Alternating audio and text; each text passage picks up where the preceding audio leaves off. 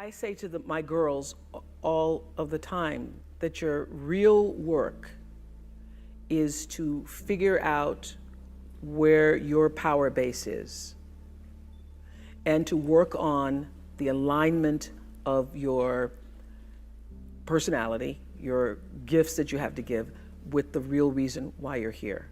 That's the number one thing you have to do, is to work on yourself and to fill yourself up and keep your cup full. Keep yourself full. Now, I used to be afraid of that. I used to be afraid, particularly from people who say, oh, she's so full of herself. She's so full of herself. And now I embrace it. I consider it a compliment that I am full of myself. Because you only when you're full, I'm overflowing, my cup runneth over. I have so much to offer and so much to give. And I am not afraid of honoring myself. You know, it's miraculous when you think about it. You know, because when I first started making money and it was, you know, my salary or my earnings were published all over the place. I mean, the first year I was like, really? Did I make that much money? Oh my God. It was very difficult for me to figure out where my boundaries were because I'd grown up poor and didn't have anything. So it's easy when you don't have anything and people ask you for money and they say, I need $500. And you say, I don't have it because I'm just trying to get my rent paid. It's harder when your multi-million-dollar salary is now in the paper and you get a lot of friends and cousins you didn't have before. So how do you set boundaries for yourself? I was having trouble setting boundaries for myself for even strangers. People would just show up at my door in Chicago and say, Oprah, I left my husband, please help me. And I would, because she knows I have it.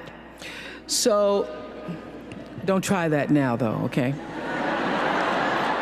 Don't try that now, I figured it out.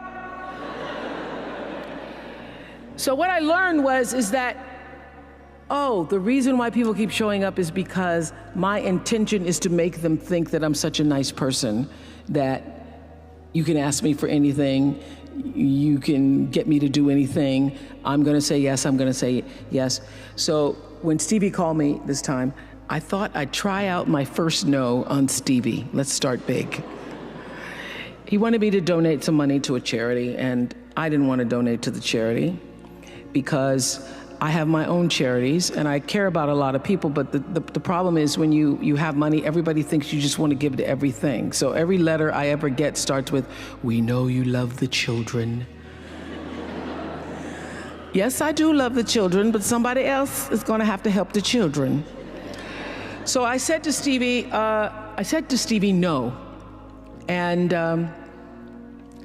as a person who has that disease to please, I was waiting for him then to say, I will never speak to you again.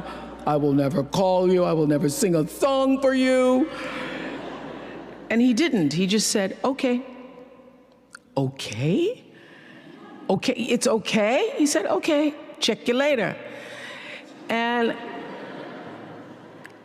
what I learned from that is, many times you will have angst and worry about things and put yourself in a state, like someone said this morning because their phone went off, they were mortified over a phone, I said, really?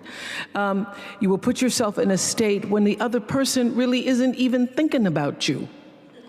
So learning that I could specifically determine for myself what the boundaries were for me, what I wanted to do, give my money, give my time, give of my service to who I wanted to give it to when I did, that I get to make that decision. And just because you get 100 requests a week doesn't mean you have to try to fulfill all of that. Just because you have all of these demands on your time and on you doesn't mean that you have to say yes. You get to decide because you're the master of your fate. The captain of your soul, as William Ernest Henley said in Invictus. And understanding that really changed the meaning of my life in that I was no longer driven by what other people wanted me to do. but took charge of my own destiny, making choices based upon what do I feel is the next right move for me.